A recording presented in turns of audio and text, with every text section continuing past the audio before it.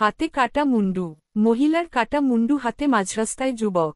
বাসন্তীতে সাতসকালে হারহিম করা কাণ্ড, তাকে গ্রেফতার করেছে পুলিশ। জানা গিয়েছে, ধৃতের নাম বিমল মণ্ডল। ওই মৃতা সম্পর্কে তার বৌদি। তাকে খুন করে বিমল, ধারালো অস্ত্র দিয়ে মাথা কেটে দেয়। তারপর এক হাতে সেই কাটা মুন্ডু, আরেক হাতে চপার নিয়ে সোজা থানায় গিয়ে আত্মসমর্পণ করে সে।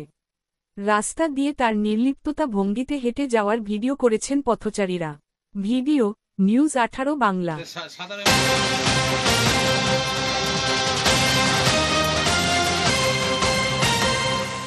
দেখুন সেই ছবি দেখাচ্ছি আপনাদের। মহিলার কাটা মুন্ডু হাতে রাস্তায় যুবক, হাড় হিম করা ঘটনা, শিউরে ওঠা দৃশ্য, খুন করে শটান থানায় গিয়ে আত্মসমর্পণ। বাসন্তীর ভরতগড়ের ঘটনা, যুবককে গ্রেফতার করেছে ইতিমধ্যেই পুলিশ।